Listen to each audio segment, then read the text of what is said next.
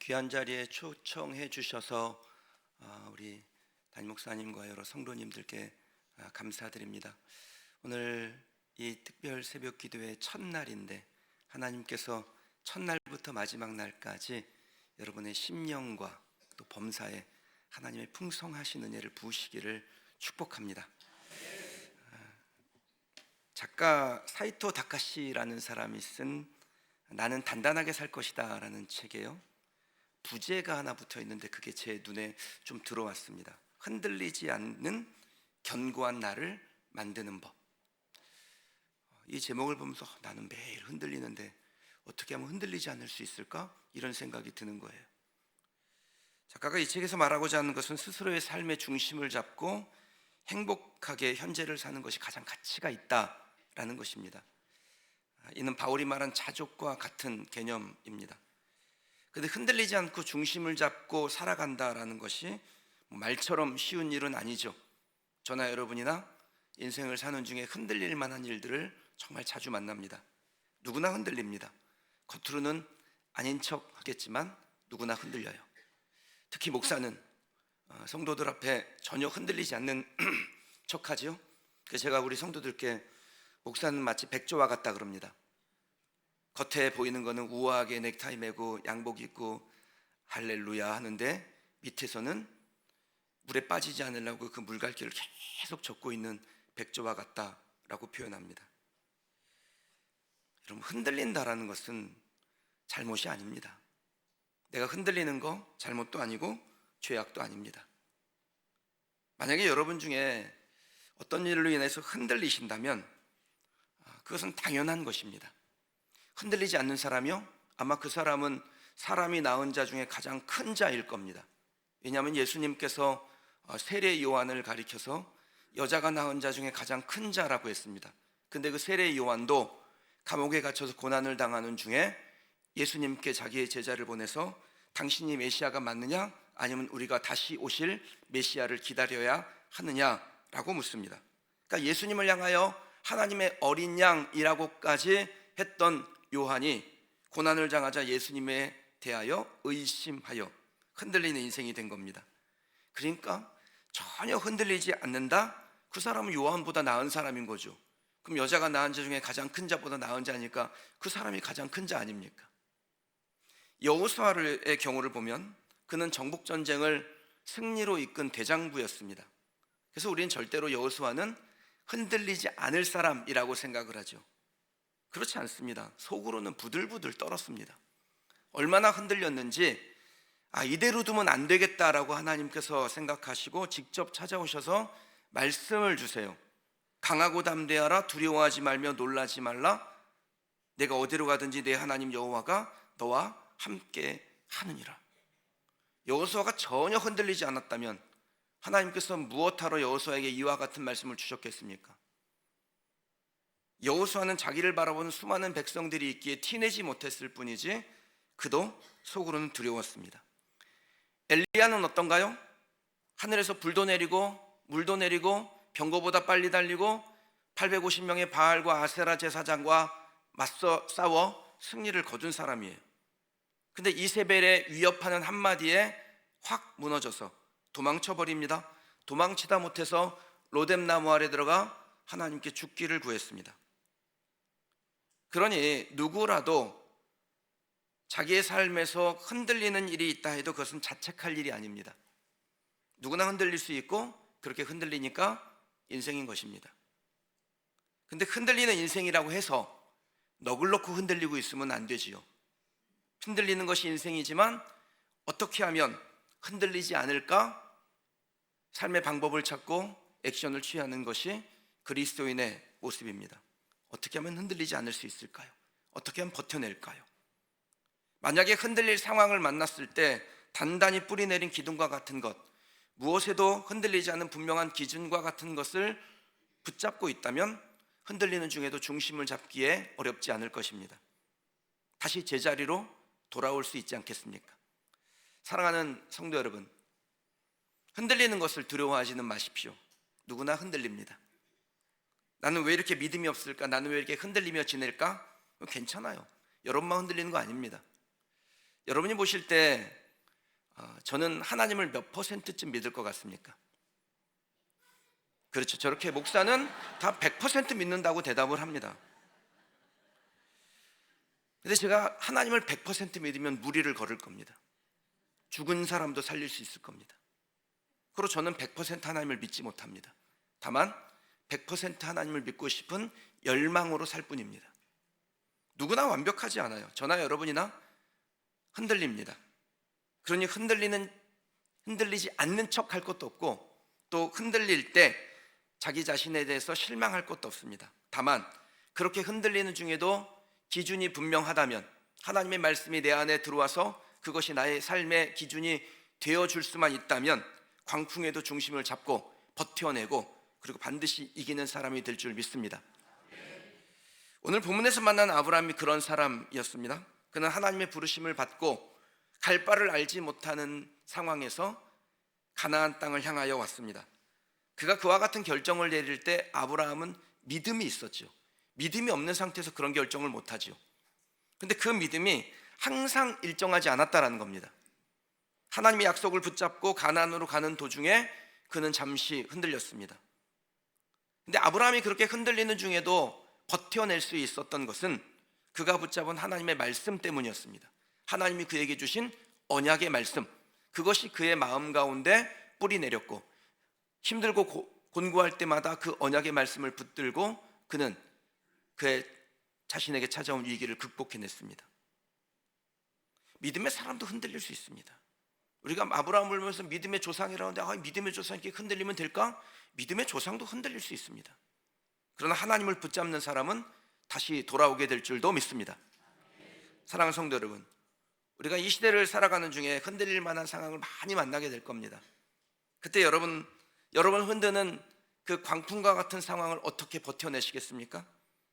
하나님께 선택되었던 아브라함을 통해서 흔들리는 중에도 버티는 법이 무엇인지를 배워가시길 바랍니다. 우리가 이스라엘이라고 부르는 나라는 가나안 땅에서 시작이 되었습니다. 근데 이스라엘 나라의 시작을 열었던 아브라함은 가나안 땅 사람이 아닙니다. 그는 갈대아 우르에서 살던 사람이었습니다. 갈대아 우르는 메소포타미아 문명이 시작된 곳이죠. 그러니까 문명이 발달한 곳은 보통 죄가 많고요, 그리고 사람이 살기에 편리합니다. 하나님은 아브라함이 그곳에 머물러 있기를 원치 아니하셨습니다. 죄악이 넘치는 땅에서 거룩한 하나님의 계획이 시작되기를 하나님은 원치 않으신 겁니다. 그래서 떠남이 필요했습니다. 아브라함에게 내가 지시할 땅으로 가라 라고 하시죠. 일반적으로 우리는 이런 하나님의 부르심을 받았을 때 하나님이 모든 것을 다 준비해 놓으셨을 것이다 라고 생각을 합니다. 하나님이 부르셨으면 다 예비되어 있을 거야, 준비되어 있을 거야, 도움이 될 만한 사람도 기다리고 있을 거야, 이렇게 생각을 하죠. 근데 정작 가보면 대부분은 폭삭 속았수다인 경우가 많습니다. 아무 준비가 되어 있지 않은 실망스러운 상황이 우리를 기다리고 있습니다. 제가 그런 이야기를 종종 듣는데요, 저희 교회는 그 사업장을 운영하시는 분들이 보통 교회보다 상당히 비중이 높습니다. 그분들하고 이제 이야기를 하다 보면 자기 고생한 이야기를 하는데, 하나님 앞에 기도하고 응답을 받았답니다. 그리고 그 응답을 믿고 사업체를 시작을 했는데 고생도 그런 고생이 없더래요. 내가 이 일을 왜 시작해가지고 이 고생을 하나, 당장 때려치고 싶은 마음이 한두 번이 아니었다라는 이야기를 자주 듣습니다. 그러면 아브라함이 그랬습니다. 하나님이 지시하신 땅에 가보니 그야말로 폭삭 속았수다가 시작이 되는 겁니다. 대부분의 땅은 사막지대이고 식수조차 간당간당한 그곳에서 아브라함은 인생의 외풍을 심하게 만납니다. 도저히 그 땅에서 버텨낼 수 없는 가뭄이 찾아온 겁니다. 그때 아브라함의 마음에 어떤 생각이 들었을까요? 저라면 배신감 들었을 것 같아요. 하나님이 가라고 해서 왔는데 어쩜 이럴 수 있을까? 기대했는데 늘 부족하고 간당간당하고 거기에 가뭄까지 더해졌으니 그 마음 가운데 하나님에 대한 배신감이 들었겠죠. 아마 여러분들도 비슷한 상황에서 비슷한 감정을 느끼실 수 있을 겁니다. 우리는 하나님의 명령에 순종하면 좋은 일이 많이 생길 것이라고 기대합니다. 말씀대로 살기만 하면 만사형통 되겠지 생각하죠. 아브라함도 그렇게 생각하고 가나안 땅까지 왔지 않겠습니까? 게다가 아브라함은 75세에 고향 친척 아비의 집을 떠나서 온 겁니다.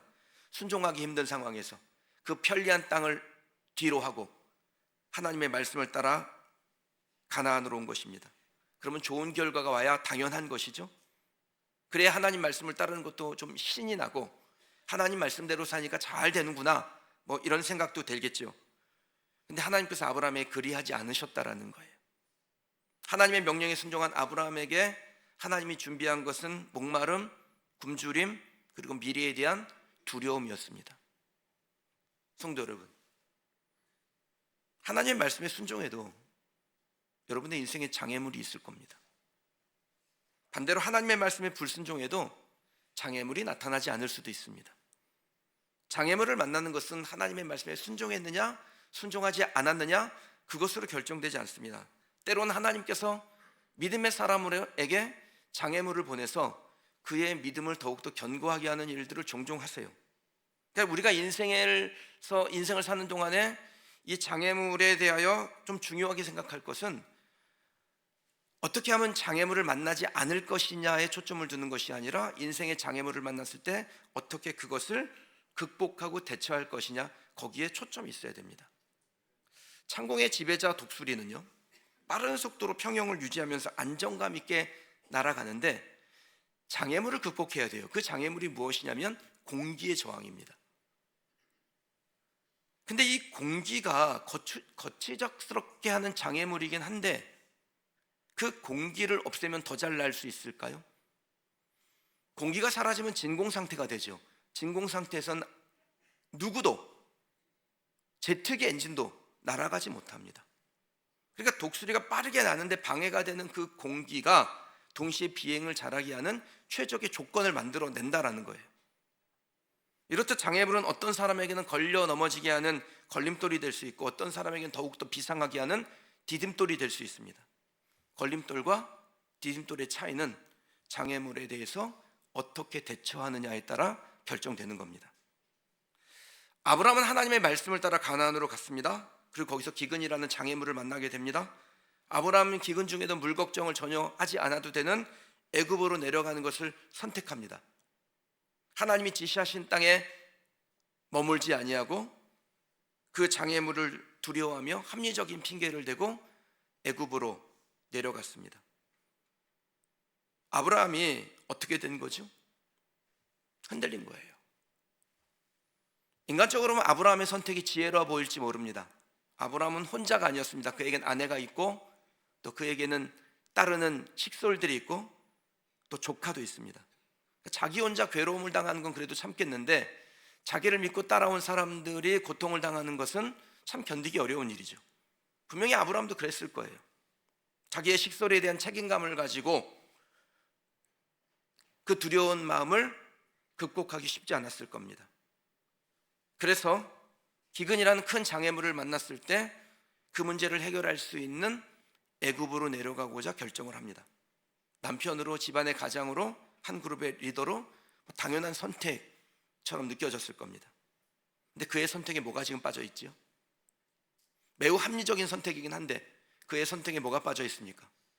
하나님의 말씀이 빠져 있어요. 하나님의 언약대로 가지 않는 것입니다. 그는 하나님의 말씀을 따라 애굽으로 간 것이 아니라 자기의 선택을 따라 애굽으로 내려가게 됩니다. 말씀이 그를 인도한 것이 아니라 현실이 그를 인도해 간 것입니다. 여러분, 현실은 믿음의 눈을 막고요, 믿음의 눈이 막힌 사람은 육신의 눈을 열기 시작합니다. 육의 눈이 열리면 하나님께서 약속하신 땅보다 당장 물이 넘치는 애굽이 훨씬 더 좋게 보입니다. 이런 경우 그럴듯한 핑계도 정말 기가 막히게 찾아내잖아요. 근데 거기에 물은 있지만 누가 없습니까? 하나님이 없습니다. 하나님이 없으면 물이 아무리 많아도 그것은 축복이 되지 못합니다. 잠깐은 내 눈을 좋게 하고 내 입을 좋게 하고 내 귀를 좋게 할지 몰라도 하나님이 없는 곳에는 영원한 축복, 진정한 축복은 없습니다. 그러니까 물이 메말라도 거기에 하나님이 계시면 그것이 영적인 생수가 되고 우리의 삶을 지탱하게 하는 힘이 되는 줄 믿습니다. 하나님이 계신 땅에서 혹시 굶어 죽을까 봐 두려워서 애굽으로 갔는데 애굽으로 갔다고 해서 두려움이 사라지나요?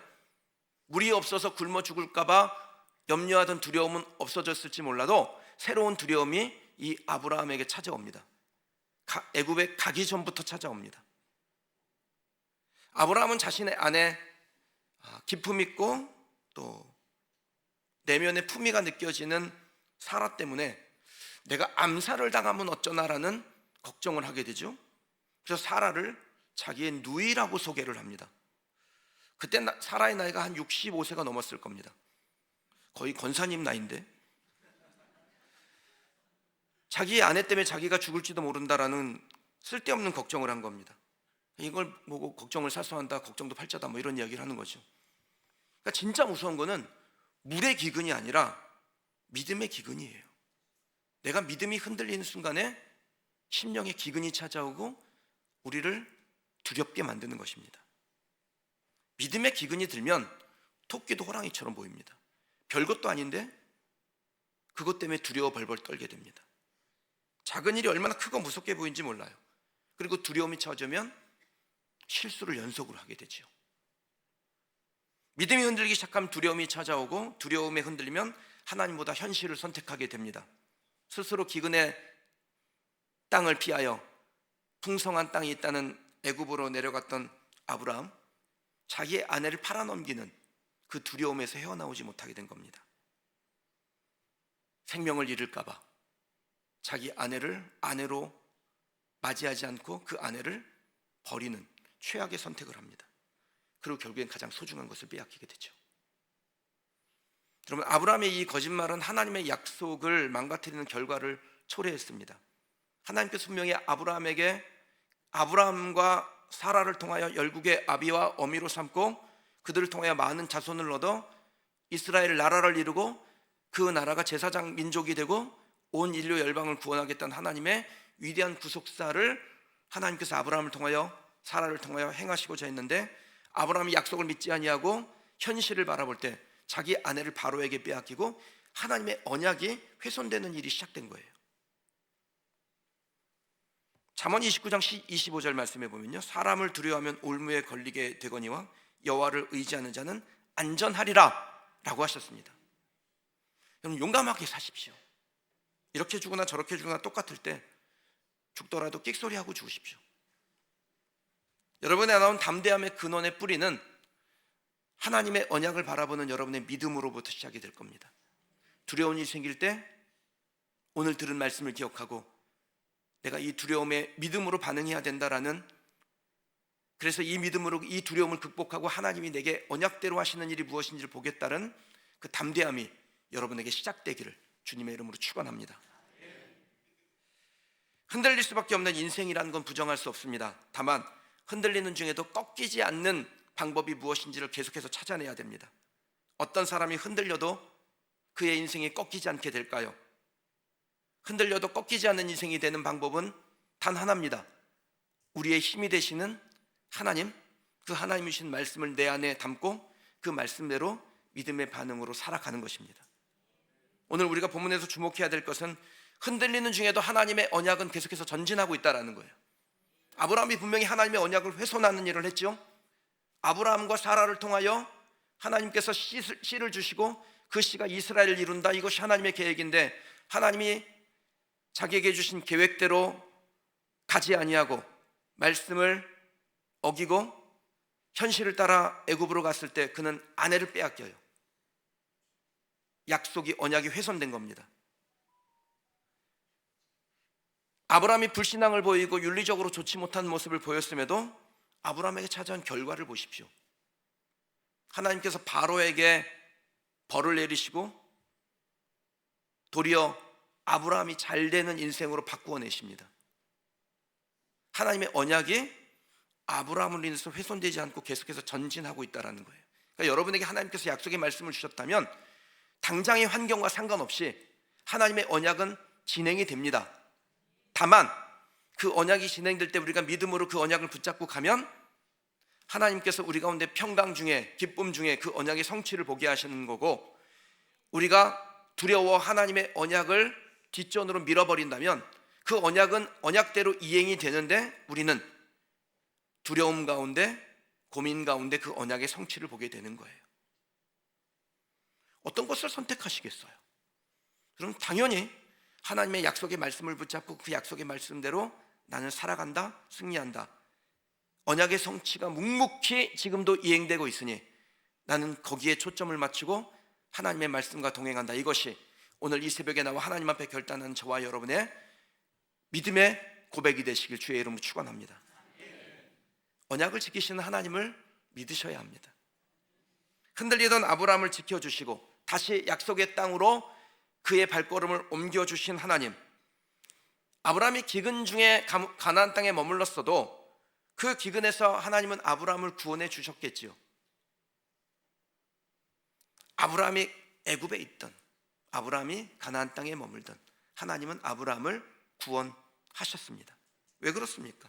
하나님의 언약은 내가 사막에 있든 불구덩이에 있든 내가 가난하든 굶주리든 어떤 상황이 있어도 변함없이 지켜지기 때문이에요. 여러분에게 말씀을 묵상하는 중에, 설교를 듣는 중에, 삶을 나누는 중에 하나님께서 확신을 주실 때 그 확신을 붙잡고, 잠시 흔들릴 수 있으나 다시 그 말씀을 붙잡고 있는 사람은 궤도로 돌아오니까 그 말씀을 꼭 붙잡고 말씀대로 살아가기를 애쓰는 우리 온 사람께 성도들이 되시길 주의 이름으로 축원합니다. 아브라함의 아들 이삭의 경우를 보면요, 아브라함과 같은 환경을 만나요. 심각한 기근을 만납니다. 그때 이삭은 다른 사람들처럼 애굽으로 가고 싶었습니다. 합리적인 선택을 하고 싶었겠죠. 근데 하나님께서 이삭에게 그 땅에 머물라고 하세요. 갈등이 되었겠습니까? 안 되었겠습니까? 무지 갈등이 되지요. 근데 이삭은 가뭄든 그 땅에 머물기로 결정을 합니다. 결과가 어떻게 됩니까? 가뭄든 그 해에 그 땅에서 100배의 소출을 거두고 마침내 거부가 되었다라고 성경이 기록하고 있습니다. 아브라함은 현실을 선택해서 애굽으로 갔으나 하나님의 언약은 그에게 그대로 이루어지고 그 언약의 성취가 일어납니다. 다만 매우 고민했던 거예요. 자기의 아내를 빼앗기고 두려웠습니다.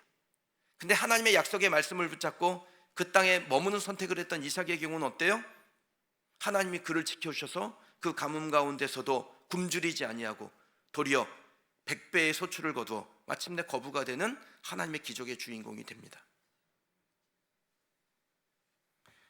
자신의 선택을 따라가도 하나님의 언약은 성취되고 하나님의 말씀을 따라 믿음의 행보를 해도 하나님의 언약은 성취가 됩니다. 다만 고민하느냐 아니면 기대하느냐, 그 차이가 있는 것입니다. 사랑하는 여러분, 여러분에게 하나님의 약속의 말씀이 주어질 때 그 약속의 말씀을 붙잡고 그 약속의 말씀을 따라 현실을 극복해 나가는, 나를 흔드는 광풍을 이겨내는, 버텨내는, 말씀을 지켜내는 믿음의 걸음을 걸어가는 우리 성도들 되시길 간절히 축원합니다.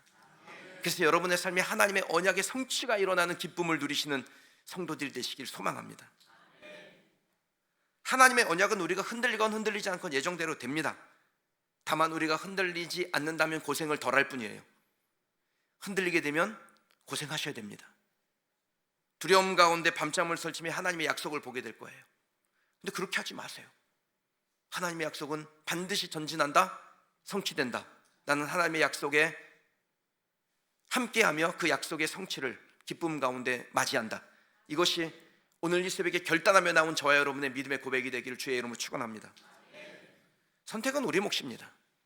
하나님께서 오늘 우리에게 아브라함의 이야기를 들려주시는 이유는 우리가 더 올바른 선택을 하기 위함이에요. 저나 여러분도 흔들리는데 그 흔들릴 만한 상황에서 올바른 선택이 무엇인지를 하기 위하여 믿음의 선진을 통하여 무엇을 해야 되는지를 오늘 이 새벽에 말씀하시는 겁니다. 우리가 흔들리는 중에도 언약에 집중한다면, 말씀에 집중한다면, 내게 주신 약속을 붙잡고 하나님 앞에 나아간다면 우리는 약속의 수혜자가 되어 하나님의 영광이 펼쳐질 때 그 영광을 함께 누리게 될 줄 믿습니다. 제가 섬기는 교회는 그린시티 교회입니다. 그 영어로 이름을 줬지? 그렇게 말씀하시는 분이 간혹 있는데 제가 사는 지역이 송산 그린시티라는 도시입니다. 송산 그린시티는 그 안산에 와보신 분 아시겠지만 그 안산이라는 도시는 시화방조제를 막아서 만들어진 땅이에요. 그러니까 간척된 곳입니다. 그래서 한 3m 정도 매립토를 걷어내면 뻘이 나와요. 우리 교회가 있는 곳도 3m 매립토 걷어내면 24m 뻘이 나옵니다. 그래서 건물을 지을 때 그 24m짜리 긴 파이를 박아야 그 위에 건물을 지을 수 있습니다. 법적으로 꼭 그렇게 되어 있습니다. 송산 그린시티가 개발된다는 소식을 들었고 하나님 앞에 기도를 하는데 하나님께서 그 땅에 많은 사람들이 몰려들 것이고 그들에게 영적 장막이 필요하며 선교의 전진기지가 세워져야 되며 그곳에 다음 세대들이 믿음의 세대들이 일어나야 한다라는 비전을 받았어요. 그래서 도시가 개발되기 한 5년 전에 안산에 상가를 하나 얻어서 교회를 개척을 했습니다. 어차피 나는 약속의 말씀을 따라 송산 그린시티로 갈 거니까 교회 이름을 그 지역명을 따서 그린시티 교회로 정하자. 그리고 그린시티라는 이름을 달았습니다. 기도하는데 하나님께서 막 지혜를 주세요. 이제 사람들이 거기에 오면 이사를 왔으니까 크리스찬들도 교회를 새로 정할 수 있고 또 새로운 곳에서 내가 새 마음으로 신앙생활을 해야지 하는 그런 사람들도 나올 텐데 교회를 정할 때 네이버에 그린시티 교회를 칠 텐데 그럼 우리 교회가 제일 먼저 듣겠구나 그런 지혜도 주셔서 그린시티 교회라고 이름을 정하고 개척을 시작했습니다. 2015년 1월 4일 첫 예배를 드렸어요. 그리고 2년 7개월 정도가 지났을 때 송산 그린시티 땅을 이제 그 수자원 공사에서 분양을 하기 시작했습니다.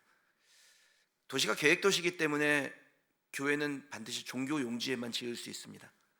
종교 용지 분양을 하는데 간척을 했기 때문에 그 전에 이제 거기에 섬이 있었거든요.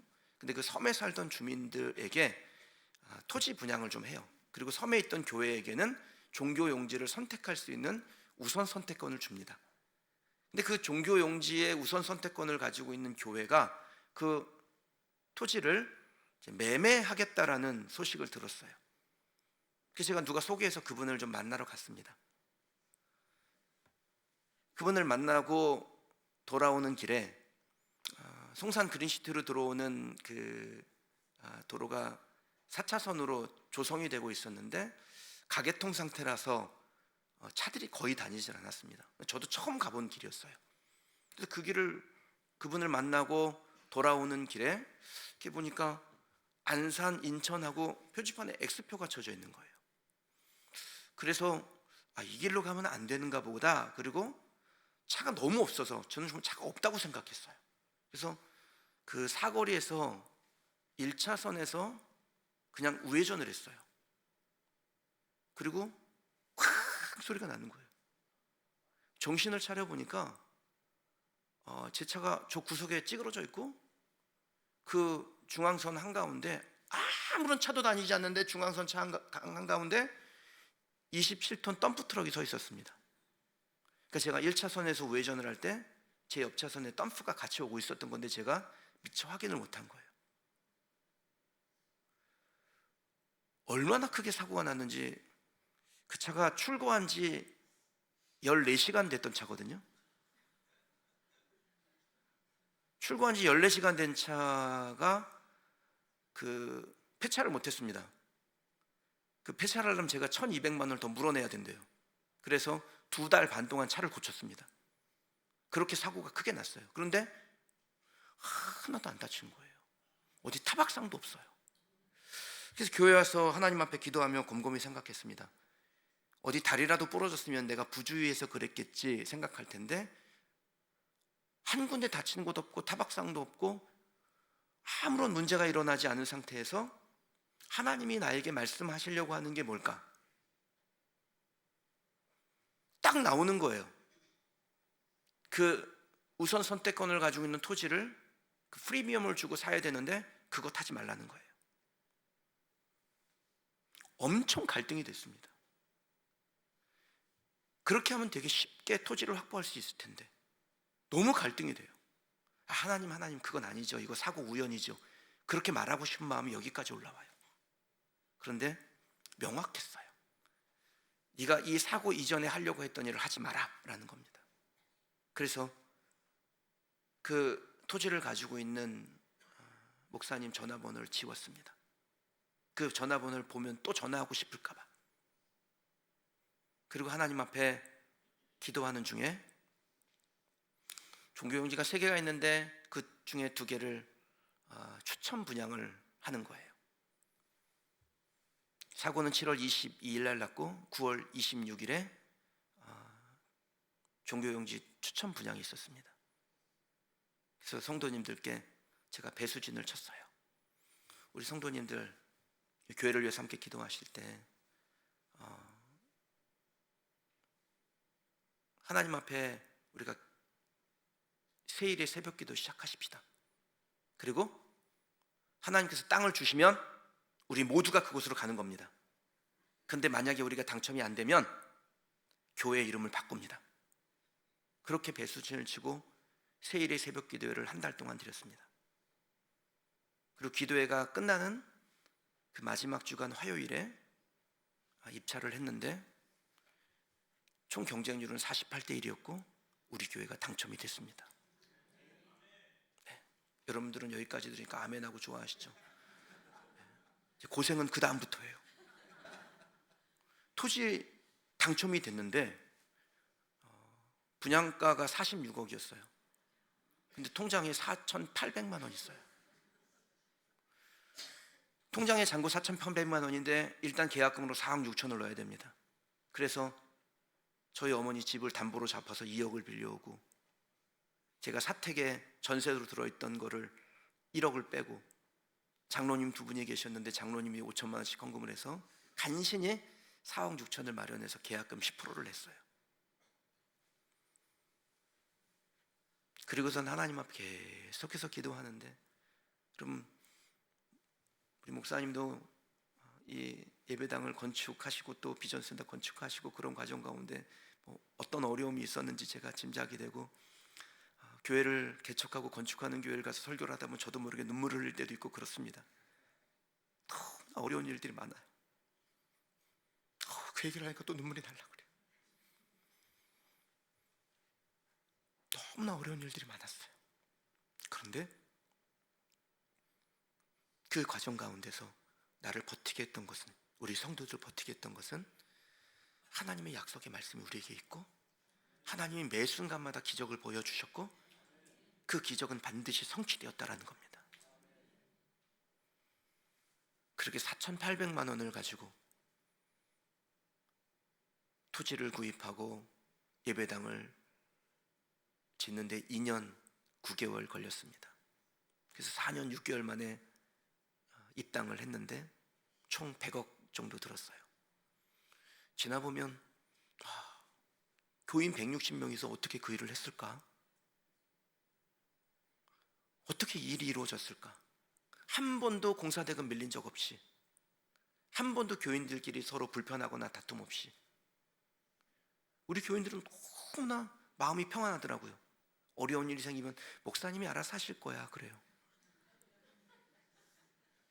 한 번도 어려운 일 없이, 교인들 다툼 없이, 그리고 하나님께서 우리에게 세일의 기도회 주실 때 주신 그 약속의 말씀에 따라 한 명도 빠짐없이 안산에 있던 교인들이 화성 송산 그린시티로 다 옮겨가서 거기서 신앙생활을 열심히 합니다. 하나님의 약속을 붙잡고 갈 때 흔들릴 만한 상황 많지요. 근데 그 약속을 붙잡고 갈 때 하나님은 그 약속 붙잡고 가는 사람과 함께 하시고 그 약속의 성취가 어떻게 일어나는지를 보여주시고, 그것이 증거가 되어 앞으로 인생을 살아가면서 어떤 문제를 만나도, 우리를 흔들 만한 일을 만나도 그때 일하신 하나님이 지금도 나에게 일하신다. 에베네셀의 하나님은 지금도 살아 역사하셔서 나를 통하여, 우리 교회를 통하여, 우리 성도들을 통하여, 믿음의 사람들을 통하여 역사하신다. 이것을 붙잡게 되는 것입니다. 사랑하는 여러분, 여러분에게 하나님께서 주신 약속의 말씀이 있을 줄 믿습니다. 각각에게 주신 그 약속의 말씀을 붙잡으세요. 여러분은 흔들만한 상황들을 만나게 될 겁니다. 그때 하나님의 약속의 말씀을 붙잡고 내 육신은 잠시 흔들릴지라도 내 중심은 그 말씀에 견고하여 말씀대로 그 약속을 따라 살며 결국에는 하나님의 기적과 그의 성취를 보는 우리 온 사람께 성도들이 되시기를 주님의 이름으로 축원합니다. 우리가 많은 환경보다 하나님의 약속에 더 집중하기를, 마침내 약속의 성취를 얻되 평안 중에 얻게 되기를, 오늘 여러분들이 말씀 듣고 기도하는 중에 이것이 믿음의 고백이 되고 기도의 제목이 되어 승리하는 성도들이 되시기를 소망합니다. 기도하겠습니다. 사랑하신 하나님 아버지,